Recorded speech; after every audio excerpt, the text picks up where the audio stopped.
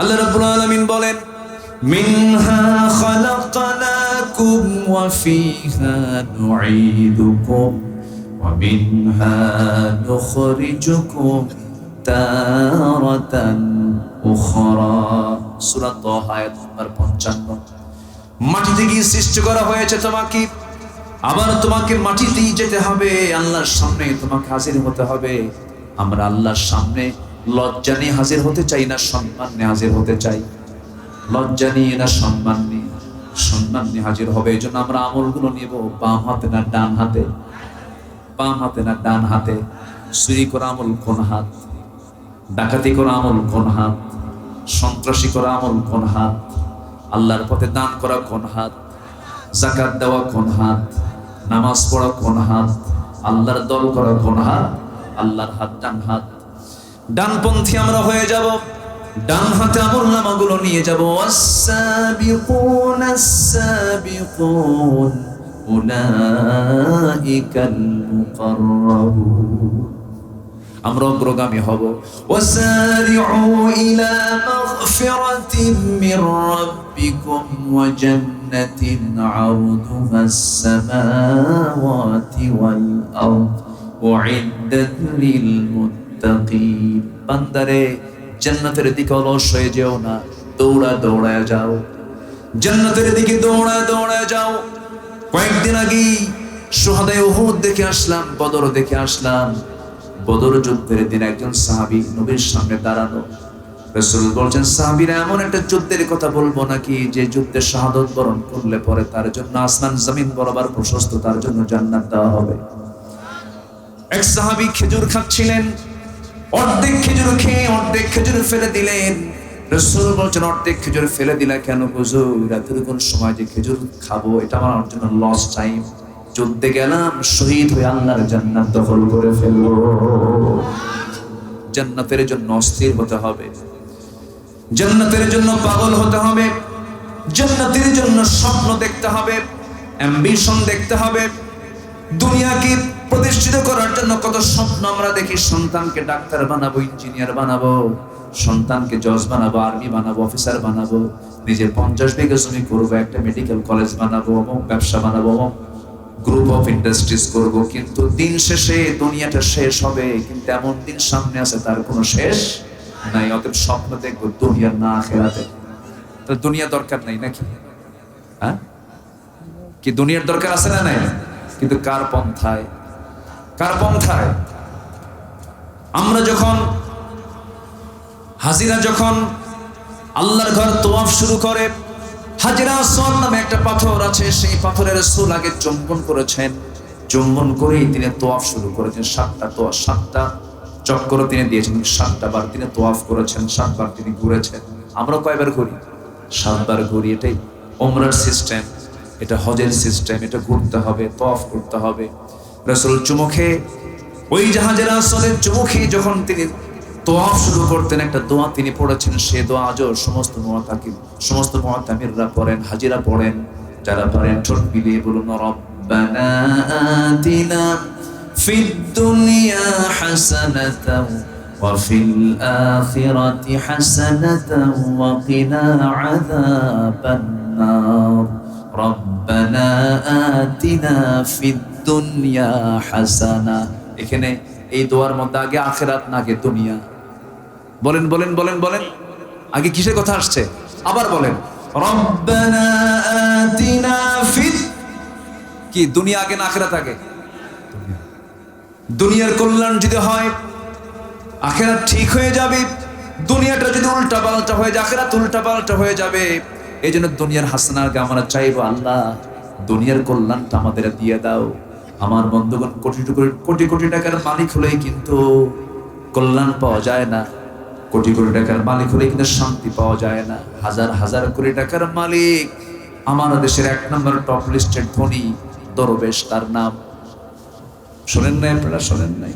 ওই যে নাপা ওষুধটা খান, নাপা বেক্সিমকো কোম্পানির যে মালিক সালমান এফ রহমান, কি দরবেশ, কি সুন্দর চেহারা, মনে হয় ফেরেশতা আসমান থেকে নাজিল হয়েছে।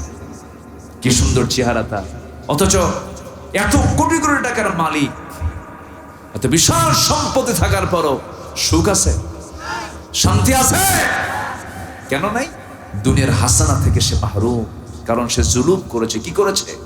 জুলুম করেছে। এজন্য দুনিয়ার হাসানা দরকার, আল্লাহর কাছে চাইতে হবে, তবে চিন্তা থাকতে হবে সবচেয়ে বেশি দুনিয়ার না আখিরাতের। বলেন বলেন বলেন কিসের? তাহলে কার ভয়? বলেন কার ভয়? আল্লাহর ভয় থাকতে হবে। আর চিন্তা থাকতে হবে কিসের চিন্তা? আখিরাতের চিন্তা। কিসের চিন্তা বলেন? আখিরাতের চিন্তা। এখানে বসে বসে আপনারা কত সুন্দর করে মন্ত্রমুগ্ধের মতো চুপচাপ ধৈর্য নিয়ে বসে আছেন, আমি খুবই খুশি। বলি আলহামদুলিল্লাহ, জোরে বলি আলহামদুলিল্লাহ। কবরে যখন নেওয়া হবে ওখান থেকে লাফালাফি করার সুযোগ আছে? এই প্র্যাকটিসগুলো আমরা এখন থেকে নিয়ে যাই না ভাই। একটু ভালো কাজে ভালো জায়গায় একটু বসি, সময় দিই। আল্লাহ কবুল করুন, জোরে বলি আমিন। তাহলে মৃত্যু চিন্তা মানুষকে খারাপ করে না ভালো করে? ভালো করে। আমাদের সবার সময় সব সময় থাকবে কিসের চিন্তা বলেন তো? মৃত্যু চিন্তা। ঠকানোর চিন্তা না, জেতার চিন্তা না, সবসময় থাকতে হবে মৃত্যু চিন্তা। মানুষকে আল্লাহওয়ালা বানায়। জোরে বলি আল্লাহু আকবার। মৃত্যুটা কি সহজ না কঠিন বলেন তো? কঠিন। একদিন সাইয়েদনা ওমর ফারুক রাদিয়াল্লাহু তাআলা আনহু আরেকজন সাহাবী কাব রাদিয়াল্লাহু আনহুকে বলছেন, ভাই কাব, বলো তো মৃত্যুর যন্ত্রণা কেমন হতে পারে? ওমর ফারুকের নাম সবাই শুনছেন তো? কয় নম্বর খলিফা? জোরে বলেন, কয় নম্বর খলিফা? 2 নম্বর। 2 নম্বর। এই মহান ব্যক্তি তিনি শুয়ে আছেন আমার নবীর কবরের পাশে। আল্লাহু আকবার।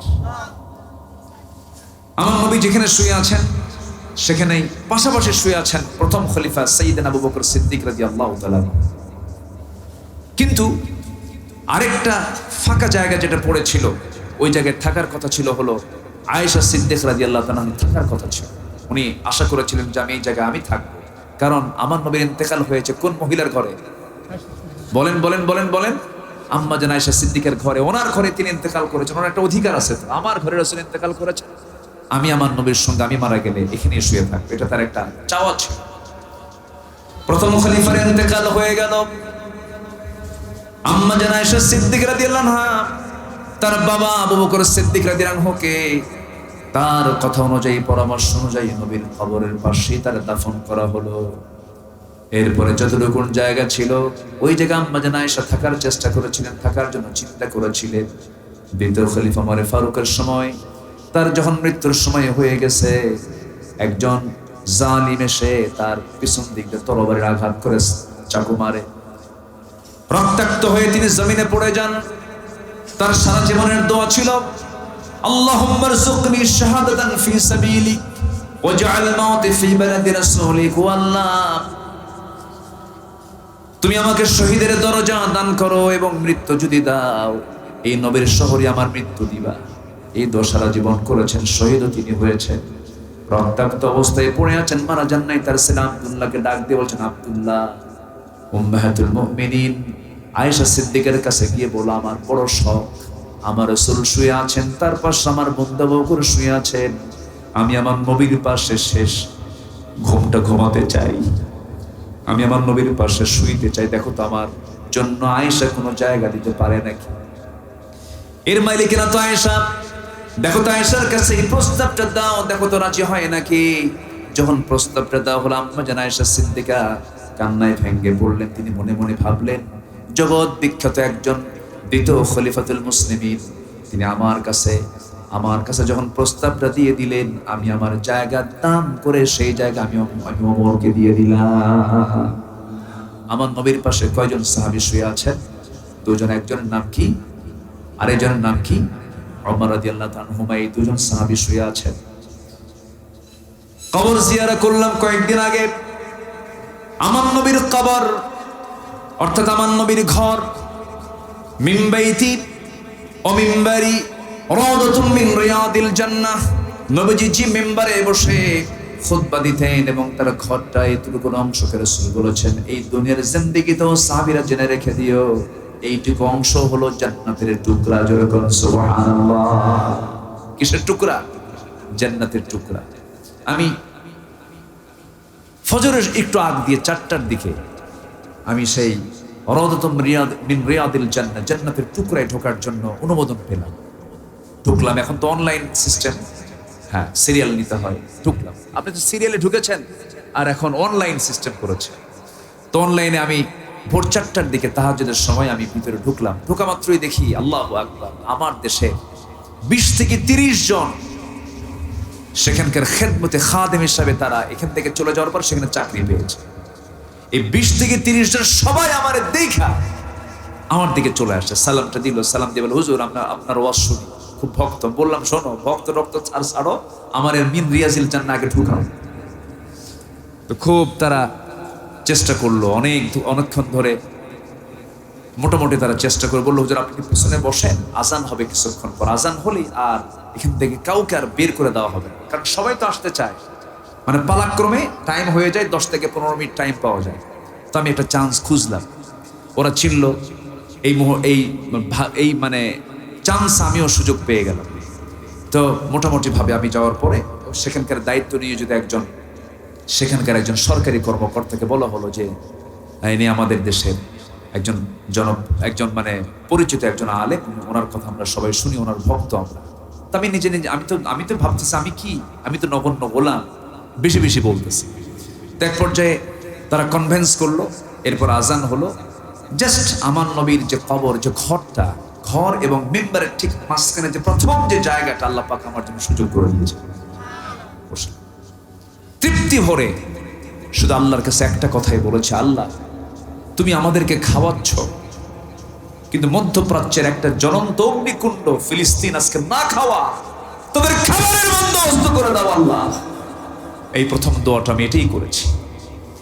সম্মানিত ভাইয়েরা, আমরা এখানে বসে আছি, ওই মুসলমানগুলো না খেয়ে মারা যাচ্ছে, কেউ নেই তাদের পাশে। ছোট্ট একটা বাচ্চা বলতেছে আল্লাহ কোনো খাবার কেউ তো দিল না, 200 কোটি মুসলমান কেউ তো খাবার নিয়ে আসলো না, শুনেছি তোমার জান্নাতে অনেক খাবার, মৃত্যু দাও, জান্নাতে গিয়ে খাও। কি পরিমাণ অভিমান আর কি পরিমাণ কষ্ট হলে পরে এই কথা বলতে পারে, আল্লাহ মৃত্যু দিয়ে দাও, তোমার জান্নাতে গিয়ে খাও। আরেকটা শিশু ফরিয়াদ করে বলছে আল্লাহ 200 কোটি মুসলমান আমাদের জন্য খাবার দিল না, তোমার আদালতে তাদের বিরুদ্ধে মামলা দিলাম। বলেন এই মামলার জামিন কি সহজ? মামলার জামিন কি সহজ? সম্মানিত ভাইয়েরা, সাইয়েদনা ওমর ফারুক রাদিয়াল্লাহু তাআলা খুব দামি মানুষ ছিলেন। সেই ওমর ফারুক একদিন বলতেছেন কাবকে, কাব মৃত্যুর যন্ত্রণা কেমন বলো তো? কাব রাদিয়াল্লাহু আনহু বলছেন একজন জীবন্ত মানুষের পেটের ভিতরে যদি কাঁটাযুক্ত কোনো ডাল ঢুকিয়ে দেওয়া হয়, কাঁটাযুক্ত ডাল ঢুকিয়ে দেওয়ার পরে যদি টেনে সেই পেট থেকে আবার যদি বের করার সময় যদি সেই কাঁটার সাথে যদি কিছু নাড়ি বুড়ি বের হয়ে আসে, আর কিছু কাঁটা যদি পেটের সঙ্গে লেগে থাকে, পেটের মধ্যে থেকেই যায়, যে যন্ত্রণাটুকু হবে তার চাইতে বেশি যন্ত্রণা মানুষের মৃত্যুর সময় হয়ে থাকে। আমার নবীজি খোদ বিশ্বনবী, যার সম্মান আল্লাহর পরে, যিনি রাস্তা দিয়ে যখন হাঁটতেন তার সম্মান আল্লাহ রাব্বুল আলামিন আকাশের এক খণ্ড মেঘ সূর্যের নিচে রাখতেন, যেন নবীর সূর্যের তাপে যেন নবীজি কষ্ট না পান। এত দামি মানুষ, সেই মহামানব যখন দুনিয়া থেকে বিদায় নিচ্ছিলেন, মৃত্যুর যন্ত্রণা যখন শুরু হয়ে গেছে, আমার নবীজি হাতের আঙ্গুলি ভরে বারবার পানি নিচ্ছেন আর মুখে মারতেছেন, বারবার পানি নিচ্ছেন মুখে মারতেছেন, আর বলছেন লা ইলাহা ইল্লাল্লাহ ইন্নালিল মাউতি লাসাকারাত, ইন্নালিল মাউতি সাকারাত। নিঃসন্দেহে মৃত্যু অত্যন্ত যন্ত্রণার খুব কষ্ট হচ্ছিল। আমার নবীজি এই জন্য মাঝে মাঝে বলতেন আকসিরু যিকরা হাদিমিল লাযযাত, অধিক পরিমাণে তোমরা আনন্দ ধ্বংসকারী মৃত্যুকে তোমরা স্মরণ করো, দুনিয়া থেকে বিদায় হয়ে যাবে, মৃত্যুর চিন্তা তোমাদেরকে ভালো করে ফেলবে। বিশ্বনবীর ইন্তেকালের সময় যদি এতটা কষ্ট অনুভব হয়, সেই দিনটা সবার সামনে আছে না নাই? আসতে বলবেন না, আছে না নাই? আছে। আমি আপনি দুনিয়া থেকে বিদায় নিয়ে নেব, যেহেতু বিদায় নেব প্রিপারেশন নিতে হবে। আল্লাহ রাব্বুল আলামিন বলেন ইয়া আইয়ুহাল্লাযীনা আমানু তাকুল্লাহা হাক্কা তুকাতিহি ওয়া লা তামুতুন্না ইল্লা ওয়া আনতুম মুসলিমুন। ও বান্দারা, তোমরা আমাকে যথাযথভাবে ভয় করো, আর মুসলমান না হয়ে মরো না, মুসলমান না হয়ে মৃত্যুবরণ করো না।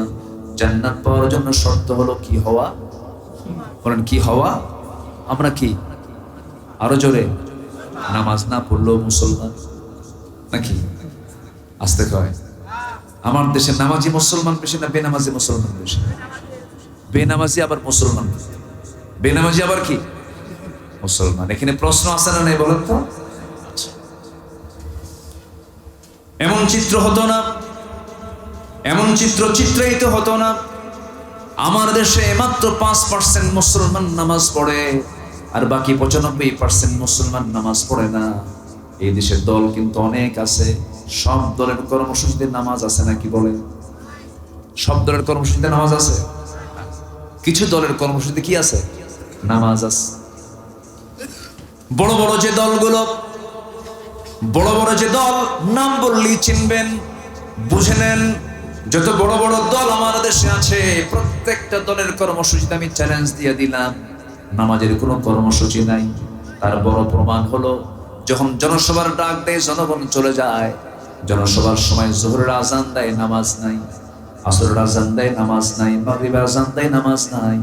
আমার বন্ধুগণ, যে দলের কর্মসূচিতে নামাজ নাই, যে দলের জনসভায় নামাজের কোনো ঘোষণা আসে না, সেই দল জান্নাতের দল হতে পারে না, সেই দলটা অবশ্যই জাহান্নামের দল।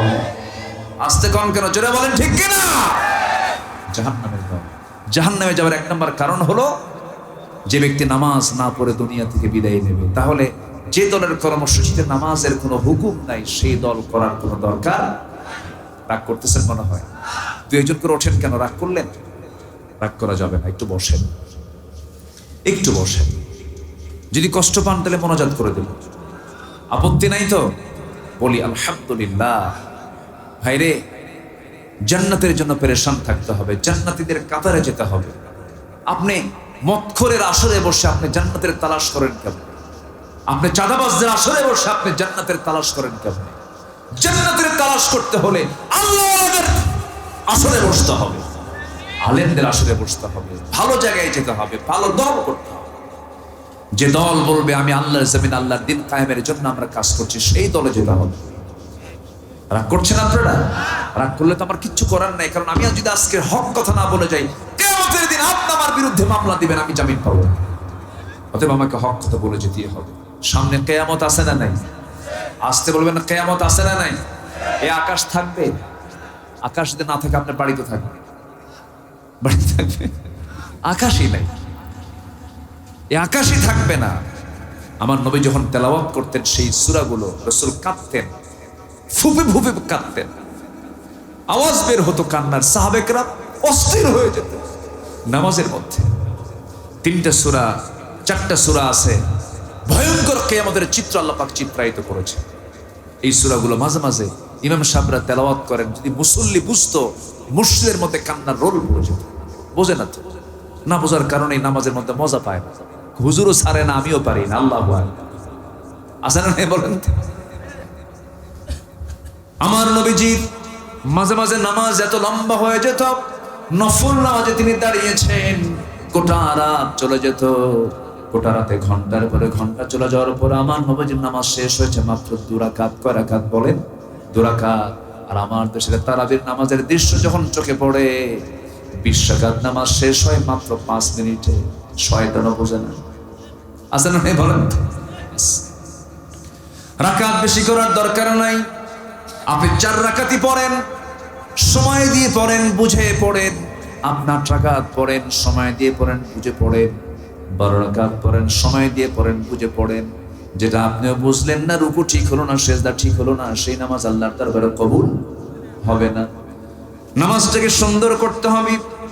আমি আপনি সবাই দুনিয়া থেকে বিদায় নিয়ে নেব। আমার নবীজি যখন নামাজের মধ্যে পড়তেন, ইদাশ শামসু কুওয়িরাত ওয়া ইদান নুজুমু কাদারাত, ইদাস সামাউ ফাতারাত ওয়া ইদাল কাওয়াকিবু ইনতাসারাত, ইদা যুলজিলাতিল আরদু জিলজালাহা ওয়া আখরাজাতিল আরদু আথকালাহা ওয়া ক্বালাল ইনসানু মা লাহা, القارعة ما القارعة وما أدراك ما القارعة يوم يكون الناس كالفراش المبثوث وتكون الجبال আইনিল মানফুস।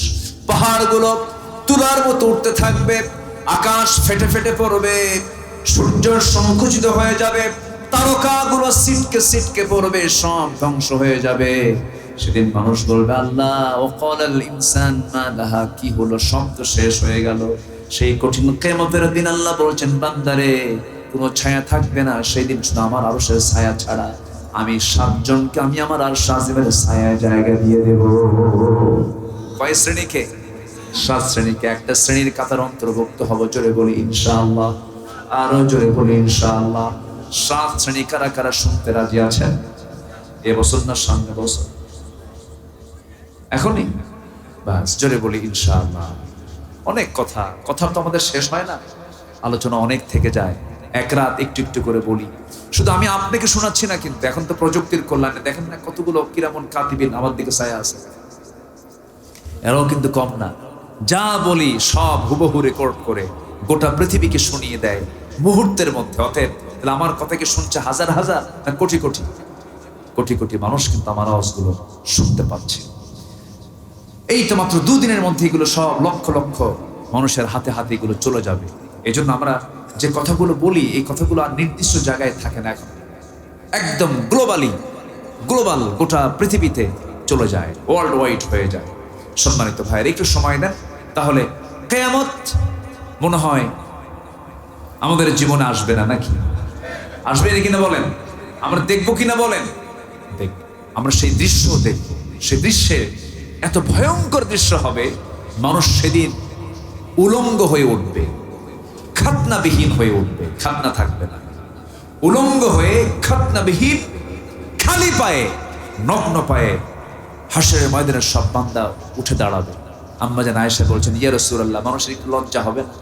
একজনকে আরেকজনের দিকে তাকাবে না? উনি একটু এই প্রশ্ন করে বসলেন। আমার রাসূল বলছেন ইয়া আয়েশা আল আমরু আশাদ্দু মিন আন ইয়ানজুরা বা'দুহুম ইলা বা'দিন। কিয়ামতের দিন হাসরের ময়দানে মানুষ এতটাই ব্যস্ত হয়ে পড়বে, এতটাই আতঙ্কিত হবে, একজনের অঙ্গের দিকে আরেকজন নজর দেওয়ার সুযোগই পাবে না, সময়ই পাবে না। তাদের মধ্যে এমন ফিলিংস কাজ করবেন, এমন ভয়ঙ্কর দিন সবার সামনে আছে না নাই? সবার সামনে আছে। সূর্য সংকুচিত হয়ে যাবে, তারকাগুলো এত বড়, এই তারকাটা সূর্যের চেয়েও 30 কোটি গুণ বড় একটা তারকা আছে, আর সূর্য পৃথিবী থেকে 13 লক্ষ গুণ বড়। কত বিশাল এই পৃথিবী, সব দুমড়ে মুচড়ে শেষ হয়ে যাবে। ফাইদা জাআতিস সাখা, কর্ণবিদারক আওয়াজ বের হয়ে যাবে, বিশাল একটা আওয়াজ হবে, সিংহায় ফুৎকার দিয়ে দেবে। একজন ফেরেশতা আল্লাহ পাক তাকে রেডি করে রেখে দিয়েছেন, সিংহায় মুখ দিয়ে আছে, শুধু অর্ডার হবে, ফোঁ দেওয়া হয়ে যাবে। এমন দিন সবার সামনে আসে না নাই?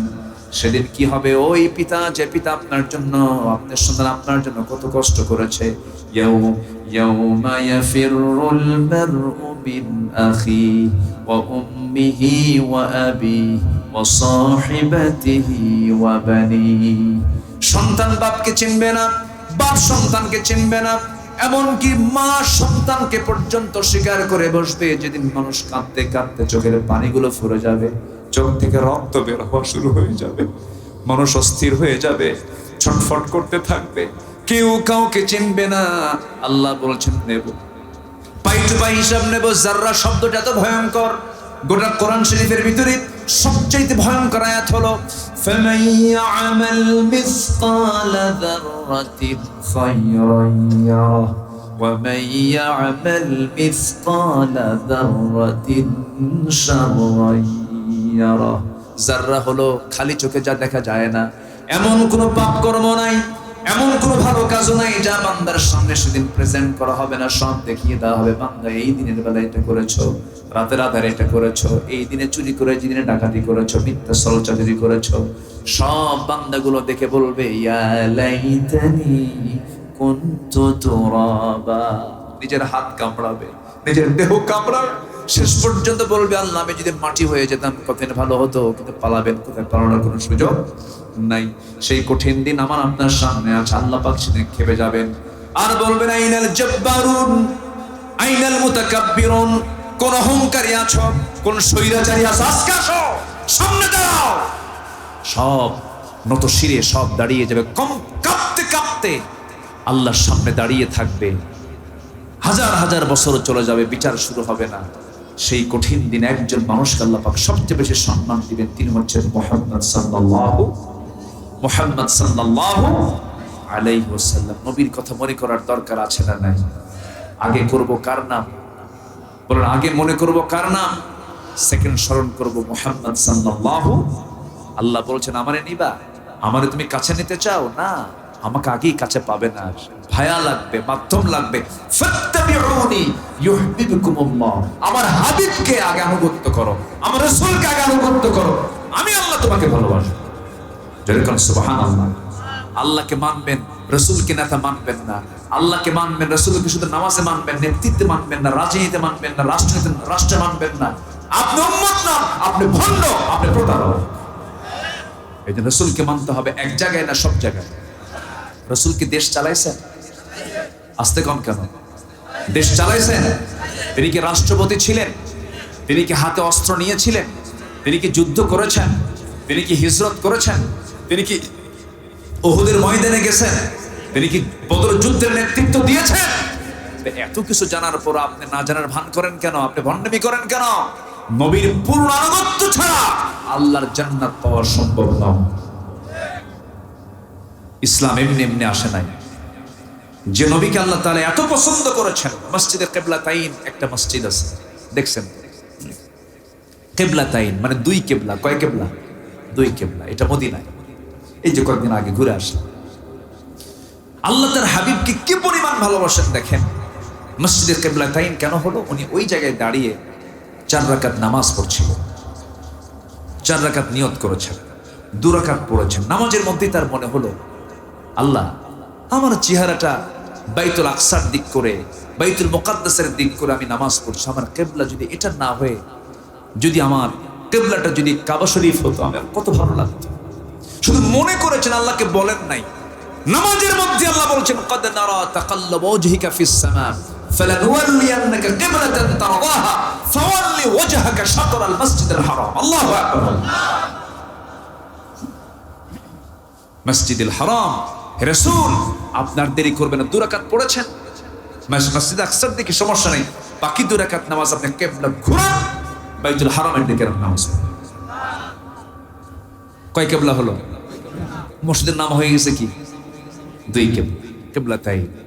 একজনকে প্রশ্ন করলাম, ভাই রাসূল আগে নামাজ পড়েছেন কোন দিকে? ওই যে চিহ্নটা দেখায়, দেখলাম জাস্ট সম্পূর্ণ উল্টা। কিবলাতাইন।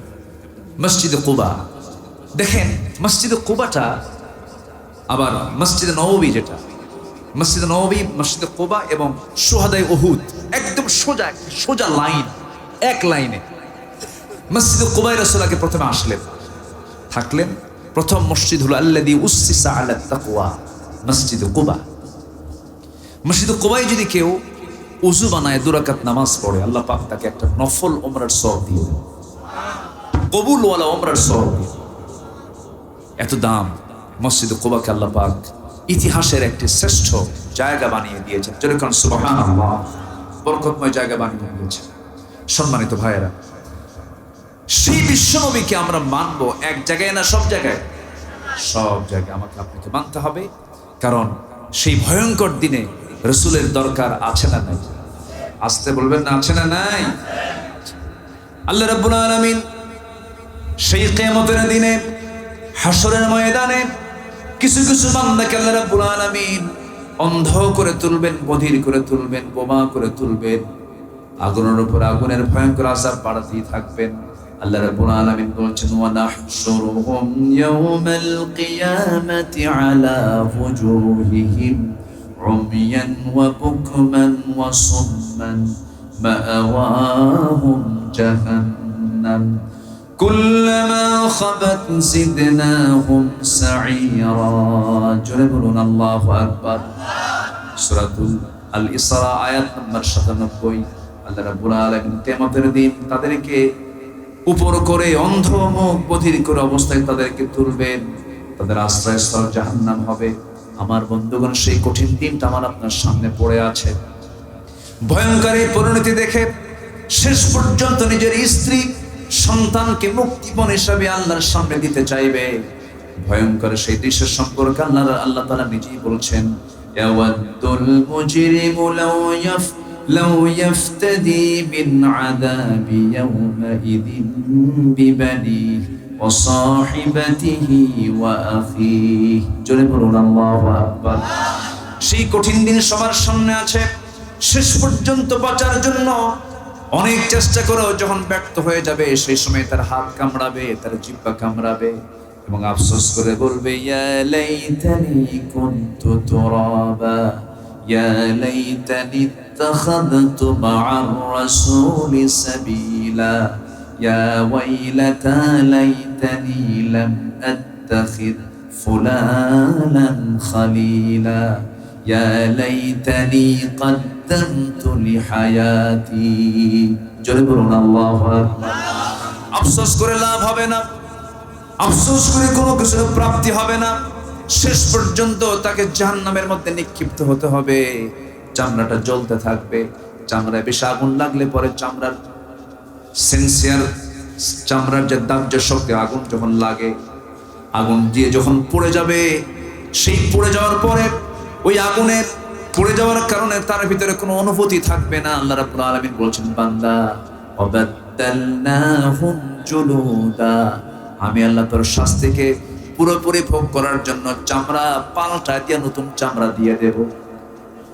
যুক, আস্বাদন কর, আমার হুকুম তুই মানিস নাই, কিন্তু বান্দা সেই কিয়ামতের দিন কঠিন ময়দানে আমি 7 শ্রেণীর কার সাজের স্থায়ী জায়গা দিয়ে দেব। সেই 7 শ্রেণীর কাতারে আমাদেরকে শামিল করুন। জোরে বলি আমিন। আল্লাহ রাব্বুল আলামিন নিজেই বলেছেন, সাবআতু যিল্লুহুমুল্লাহু ফি যিল্লিহি ইয়াওমা লা যিল্লা ইল্লা যিল্লুহু। আর সাজের ছায়া আল্লাহ রাব্বুল আলামিন 7 শ্রেণীকে জায়গা দিয়ে দিবেন। নাম্বার 1 হলো ইমামুন আদিলুন, ন্যায় বিচারপতি। আমার বক্তব্য আল্লাহ পাক এখানে নামাজির কথা বলতে পারতেন, বলেন নাই। রোজাদারের কথা বলতে পারতেন, বলেন নাই। বলেছেন আগে বিচারপতির কথা, কারণ যে দেশে বিচার ঠিক থাকে সেই দেশে সব ঠিক থাকে। আমার দেশে বিচার ঠিক আছে নাকি? আস্তে করে বিচার ঠিক আছে। যারে মুক্তি দিতে হবে তারে দেয় ফাঁসি। আছে কিনা বলেন? হয়েছে কিনা বলেন? এমন সাক্ষী, ঘটনা 71, সাক্ষীর জন্ম 79। সাক্ষীর জন্ম কি 79, আর ঘটনা কি 71। আল্লামা সাইদের এক সাক্ষী বের হয়েছিল, ঘটনা হলো 71, তার জন্ম হলো 79-তে। তাহলে এই 7 বছর পরে তার জন্ম হওয়ার পরেও সে সাক্ষী হলো কেমনে? রুহের জগৎ থেকে সাক্ষী হয়েছে। কিসের জগৎ থেকে? রুহের জগৎ থেকে। তাহলে সম্মানিত ভাইরা, তাহলে বিচারের প্রতি যদি ঠিক হয়, একটা দেশে যদি বিচার পদ্ধতি যদি ঠিক হয়ে যায়, ওই সমাজটা, ওই রাষ্ট্র হয়ে যায় জান্নাতের টুকরা। জোরে বলেন সুবহানাল্লাহ। আর বিচারপতি কে? বিচারপতির লকবটা মূলত কার? আসতে বলবেন না কার? আল্লাহ পাকের। এজন্য বিচারপতির মর্যাদা আল্লাহ পাক সেই দিনও সবচাইতে বেশি দিবেন। 1 নম্বর হলো, আমি আমার আরশ আজিমের ছায়ায় জায়গা দেব তাকে যে সৎ বিচার করে দুনিয়া থেকে বিদায় নিয়েছে। আল্লাহু আকবার বলেন। তাহলে আমার এই ওয়াজটা বিচারপতিদের কানে যাওয়া দরকার আছে না নাই বলেন তো? নাম্বার 2 হলো শাবুন নাশায়া ফি ইবাদাতিল্লাহ। ওই যুবককে আল্লাহ রাব্বুল আলামিন আরশ আজিমের ছায়ায় জায়গা দিবেন যে যুবক তার যৌবনকালটাকে ইবাদতে কাটিয়ে দিয়েছে। মন চাইতো নোংরামি করি, মন চাইতো নোংরামি করে, প্রেম করে, নষ্টামি করি, কিন্তু তা না করে আল্লাহর ভয়ে গোপনে গোপনে চোখের পানি ফেলে ফেলে যৌবনটাকে ইবাদতের মধ্যে কাটায় দিয়েছে।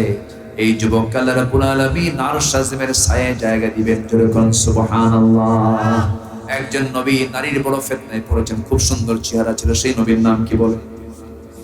বলেন, একটু বলেন না ভাই। ইউসুফ আলাইহিস সালাম, তিনি খুব সুন্দর মানুষ ছিলেন। সুন্দর চেহারাটাই ছিল তার জীবনের বড় পরীক্ষা। সুন্দর চেহারার দিকে আকর্ষণ আছে না নাই বলেন তো? সুন্দর চেহারা যার, ফিতনা কি? ফিতনা আছে তার। কি ফিতনা আছে কিনা বলেন? সুন্দর চেহারাও কিন্তু একটা বড় ফিতনার কারণ হয়ে যায়। এই জন্য আল্লাহ পাক যাকে যেটা দিয়েছেন তাতেই বলা উচিত। তার মুখ থেকে কি বলা উচিত বলেন তো? আরো জোরে কম, আরো জোরে কম। আলহামদুলিল্লাহ। কোন চেহারাই অসুন্দর না, সব চেহারাই সুন্দর। সব চেহারা, সব কার বানানো? আসতে বলবেন না, সব কার বানানো? 2015 সালের দিকে আমি প্রথম 2009 সালে গিয়েছি, এরপর 2015 সালে সেকেন্ড টাইম এক নাইজেরিয়ান যুবককে পেলাম মদিনার মসজিদের সামনে, লম্বায় প্রায় 7.5 থেকে 8 ফিট লম্বা হবে। তো আমি তাকে সালাম দিলাম, সালামের জবাব দিল। খুব কালো কুসকুসে মানুষ। তো আমি নিজেই লম্বায় প্রায় 6 ফিট, ও আমার চাইতে আরো 1.5-2 ফিট উঁচা। তো আমি এরকম করে চেয়ে আসি। এরপরে আমি তাকে বললাম, আপনার নাম কি? নাম বললেন। বাড়ি কোথায় বললেন। বললাম যে আপনি তো এই যে একটা কালো মানুষ, তো এই যে সুন্দর সুন্দর চেহারার লোকগুলো দেখলে কি আপনার মন খারাপ হয় না? সঙ্গে সঙ্গে এই কথা শুনে একটা মুস্কি হাসি মারলো। কালো চেহারার মাঝে সাদা দাঁত, একদম পাকড়া পাকড়ি। কি কথা কি বুঝতেছেন? দাঁতগুলোই দেখা গেল, চেহারার দেখা যাচ্ছে। একটা মুস্কি হাসি মেরে শাহাদত আঙ্গুলিটা এরকম করে উঁচা করলো। তো তার শাহাদত আঙ্গুলিটা এত মোটা, আমার কবজি ফেল। কথা বুঝলেন কি? বিশাল ফিগার।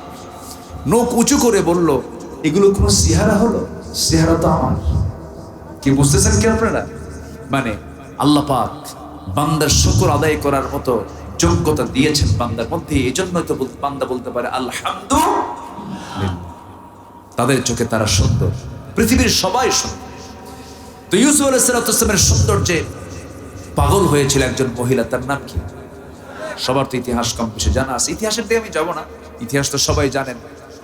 কিন্তু ইউসুফ আলাইহিস সালামকে একটা বারের মতো দুর্বল হয়ে তার দিকে ঝুঁকে পড়েছিলেন। আস্তে ঝুঁকে পড়েছিলেন। বারবার বলে, জুলাইখা বলতেছে, ইউসুফ তোমার চক্ষু কত সুন্দর টানা টানা। জবাবে তিনি বলছেন, জুলাইখা পাম দিও না। কি দিও না? পাম দিও না। আমি বুঝি এই চোখ পৃথিবীর কেউ বানায় নাই, আমার আল্লাহ বানিয়েছেন। অতএব আমার চোখের প্রশংসা না করে আমার আল্লাহ প্রশংসা করো। তোমার চুল কত সুন্দর, তোমার চোখ কত সুন্দর টানা টানা, তোমার চুল কত সুন্দর মসৃণ, তোমার চেহারা কত সুন্দর। বারবার তার চেহারার সৌন্দর্যের বর্ণনা দিচ্ছে। বারবার ইউসুফ আলাইহিস সালাম জবাব দিচ্ছেন, তুমি কি জানো এই চামড়াগুলো জাহান্নামের চিরুনি দিয়ে টেনে টেনে ছেঁড়া হবে, চুলগুলো টেনে টেনে ছেঁড়া হবে। অতএব জাহান্নামকে ভয় করো, আল্লাহকে ভয় করো। বারবার তাকে তার দিকে নিয়ে যেতে চাই, তিনি আল্লাহর দিকে নিয়ে যেতে চান। কিন্তু জুলাইখা নাসরবান্দি হয়ে রাজপ্রাসাদের সকল দরজা লক করে একদম অন্দরমহলে ঘরের মধ্যে তুলে এবার বলছি, ইউসুফ কেউ নেই এই জায়গায়, একমাত্র আমি, তুমি ছাড়া একটা পিঁপড়াও জানবে না সংবাদ। তোমার সার্বিক সিকিউরিটি আমি দেব। সেই দিন ইউসুফ আলাইহিস সালাম বললেন, জুলাইখা দুজন ব্যক্তি যেখানে, তৃতীয় জন আছেন, তিনি আমার কে? আসতে বলবেন না, তিনি আমার কে? তিনি কাঁপতেছিলেন। কাঁপতে কাঁপতে পিছপা হচ্ছিলেন। ধীরে ধীরে তিনি পিছপা হতে হতে দেয়ালের সঙ্গে পিঠটা ঠেকে গেল। চোখের পানি ফেলতে ফেলতে বলছেন, আল্লাহ এত বড় ফিতনায় পড়ে গেলাম, এত বড় বিপদ থেকে তুমি আল্লাহ আমারে বাঁচায়া দাও। আল্লাহ তার জন্য এমন সুন্দর ব্যবস্থা করলেন, দরজা 12টা লাগানো আছে। ওয়াল্লাযীনা জাহাদু ফীনা লানাহদিয়ান্নাহুম সুবুলানা। যে ব্যক্তি আমার পথে আসতে চান, আল্লাহ বলেন আমি তার জন্য একটা দরজা নয়, হাজারো দরজা খুলে দেই। সকল দরজা পটপট করে খুলে গেল। বাইরে বের হয়ে গেলেন, নিষ্কৃতি পেয়ে গেলেন, নিজের সতীত্বের হেফাজত তিনি করতে পারলেন। বাইরে বের হয়ে বিপদটা আবার নতুন করে শুরু হলো। রাষ্ট্রীয় ষড়যন্ত্র শুরু হয়ে গেল। সম্পূর্ণ দোষ চাপিয়ে দেওয়া হলো আল্লাহর নবীর উপরে। কিন্তু দোষটা ছিল নবীর না মহিলার? বলেন কার ছিল? মহিলার দোষ ছিল। যখন তাকে দোষারোপ করা হলো, অনেক লম্বা কথা, জেলখানার কথা বলা হলো, সঙ্গে সঙ্গে ইউসুফ মুস্কি হাসি মেরে বললেন, তোমরা আমাকে জেলখানার ভয় দেখাও কেন? জেলখানা আমার কাছে এই মুহূর্তে প্রিয়। আহাব্বু ইলাইয়া, আমার কাছে জেলখানায় প্রিয়। কেন প্রিয়? জুলাইখা ডিস্টার্ব থাকবে না। সুবহানাল্লাহ। আমি জেলখানায় ঢুকলে তো আর এখানে আসতে পারতেছেন, আমি বেঁচে গেলাম, আমার জেলখানায় ঢুকাও। আল্লাহু আকবার বলেন। ঢুকে গেলেন জেলখানায়। তাহলে এই ষড়যন্ত্রকে আজকের না, বহু আগে। তাহলে জেলখানায় কি আল্লাহর নবীরা গেছে কিনা বলেন? চুরি কইরা না ঈমান পরীক্ষার জন্য? কিসের পরীক্ষার জন্য? ঈমান পরীক্ষার জন্য। আমার বন্ধুগণ, বিশেষ করে যুব সমাজ যারা আছো, যুবকরা, আজকের এই সমাজে যৌবনকে টিকে রাখা খুব কঠিন ব্যাপার।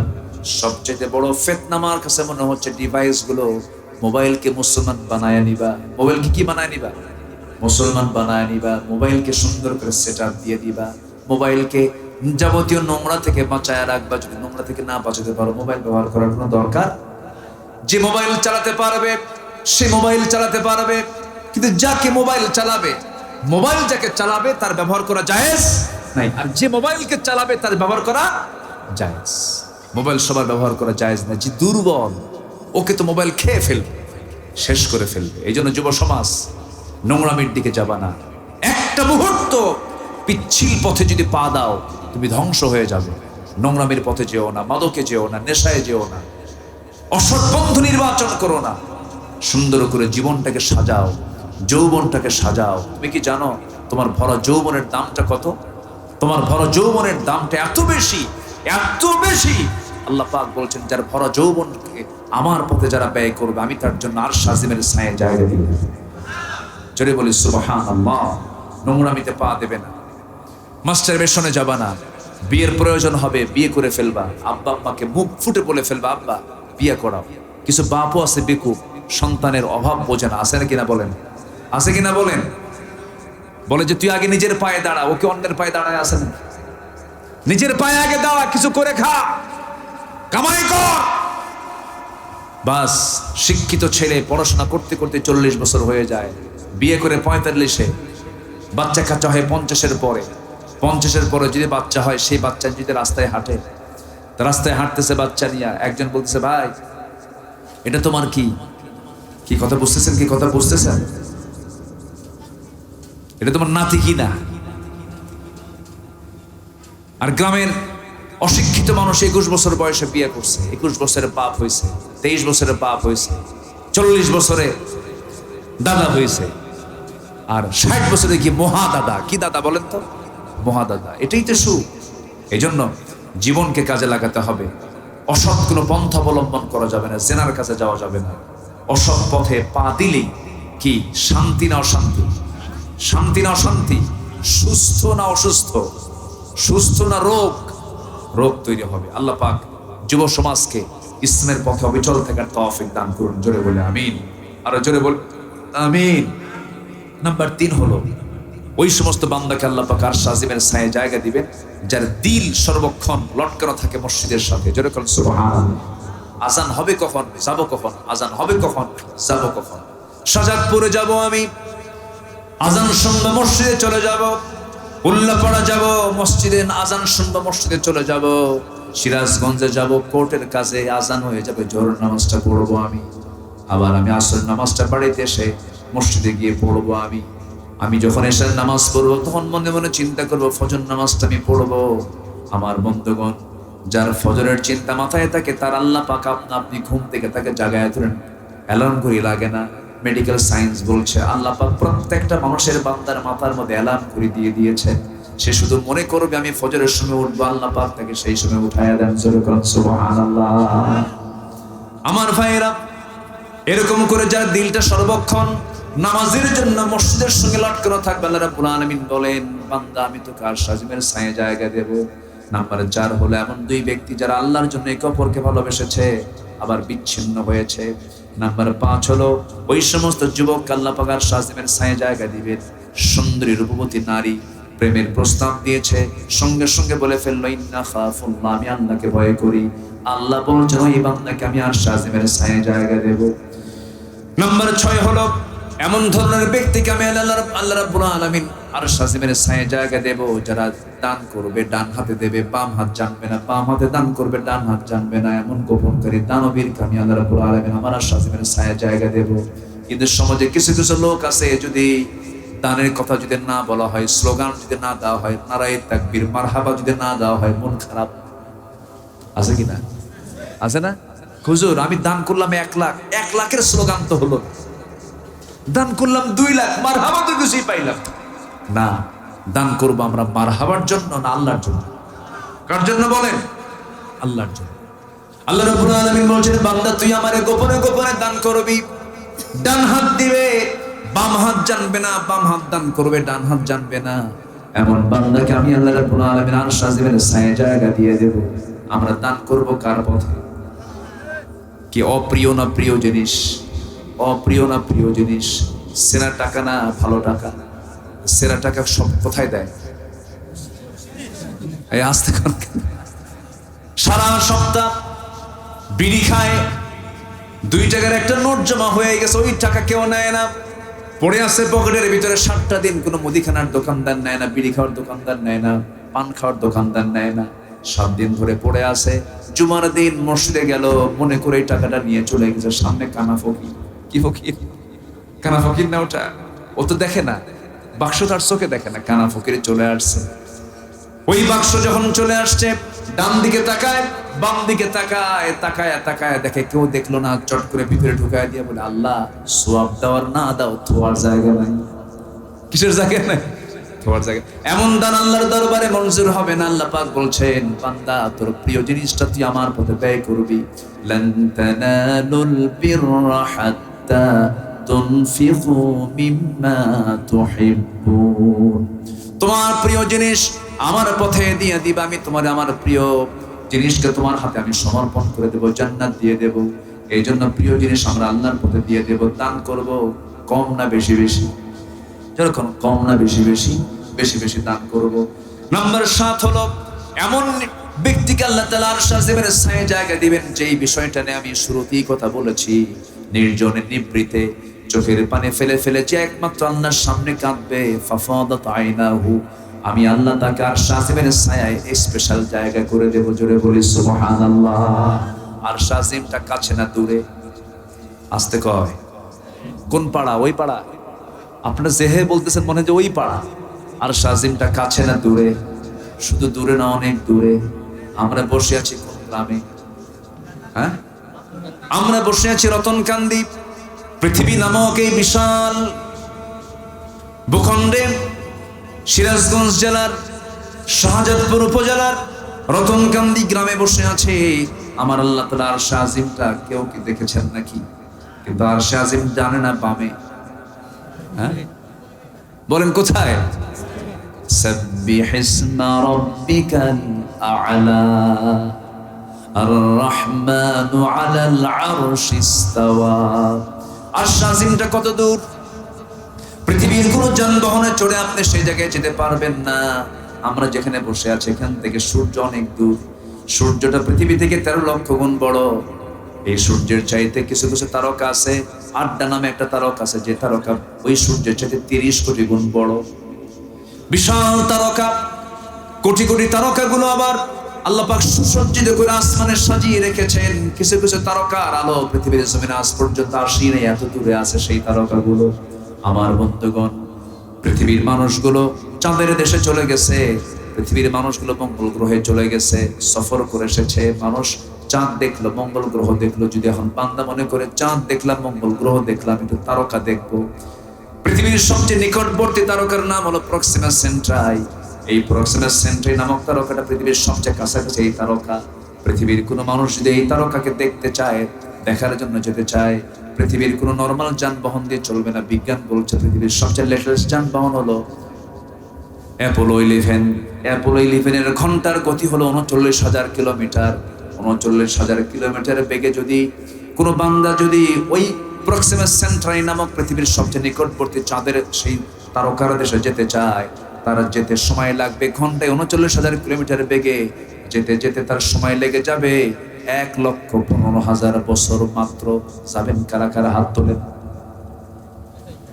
সম্ভব? আসতে কোন সম্ভব? সম্ভব না। এই তারকায় যদি যেতে এত সময় লাগে, এই তারকা তো সবচেয়ে কাছের তারকা।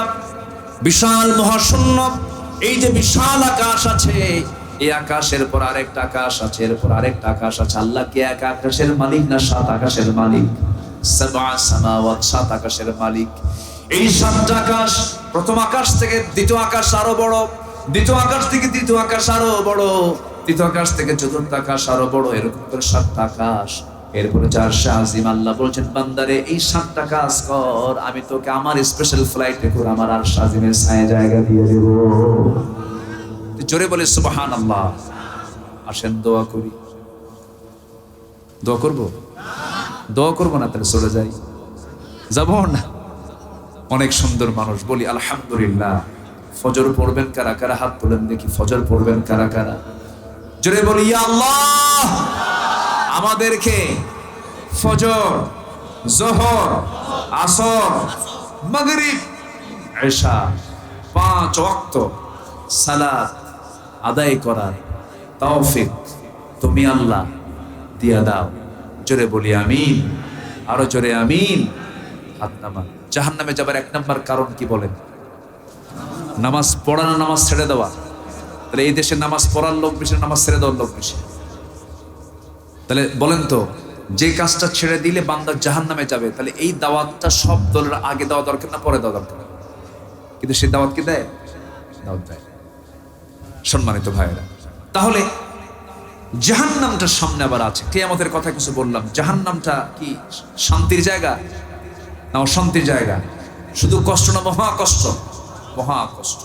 সম্মানিত ভাইয়েরা, সেই দিন আযাব যা হবে জাহান্নামের, এই আযাব সহ্য করতে না পেরে জান্নাতের যারা বাসিন্দা তাদের কাছে এই জাহান্নামের একটু আকুল করবে, বলবে তোমাদের কাছ থেকে একটু পানি আমাদেরকে দেওয়া যাবে কি? এরকম করে তারা আকুতি করবে। কি ভয়ঙ্কর সেই চিত্র! আল্লাহ রাব্বুল আলামিন বলেন, ওয়ানাদা আসহাবুন নারি আসহাবুল জান্নাহ আন আফীদু আলাইনা মিনাল মাই আও মিম্মা রাযাকাকুমুল্লাহ ক্বালু ইন্নাল্লাহা হাররামাহুমা আলাল কাফিরিন। জোরে বলুন আল্লাহু আকবার। সূরাতুল আরাফ আয়াত নম্বর 50 মহান রব্বুল আলামিন বলছেন, সেই দিন জাহান্নামের অধিবাসীরা তারা জান্নাতের অধিবাসীদেরকে বলবে আমাদের উপরে কিছু পানি অথবা আমাদেরকে আল্লাহ যে রিজিক দিয়েছেন তা থেকে একটু ঢেলে দাও। তারা বলবে, নিঃসন্দেহে আল্লাহ তাআলা কাফিরদের উপরে তা হারাম করেছেন। জান্নাতের কোনো নিয়ামত চুল পরিমাণ জাহান্নামবাসী পাবে না, কখনো পাবে না। শেষ পর্যন্ত ব্যর্থ হয়ে যাবে। শেষ পর্যন্ত ব্যর্থ হয়ে আল্লাহকে ডেকে বলবে, ইউখাফফাফু আলাইনা ইয়াওমান মিনাল আযাব, আল্লাহ শাস্তি একটু কমায়া দাও, তাও কাম হবে না। ক্বালু আওয়ালাম তাকু তা'তিকুম রুসুলুকুম বিল বাইয়িনাত ক্বালু বালা ক্বালু ফাদউ ওয়া মা দুআউল কাফিরিনা ইল্লা ফি যালাল। জোরে বলুন আল্লাহু আকবার। কাফিরদের কোনো দোয়া কবুল হবে না। পরিশেষে তারা চিৎকার করে বলবে, আর্তনাদ করে বলবে, রব্বানা আখরিজনা না'মাল সালিহান গায়রাল্লাযী কুন্না না'মাল আওয়ালাম নু'আম্মিরকুম মা ইয়াতাযাক্কারু ফীহি মান তাযাক্কার ওয়াজাআকুমুন নাযীর ফাযূকূ ফামা লিয-যালিমিনা মিন নাসীর। জোরে বলুন আল্লাহু আকবার।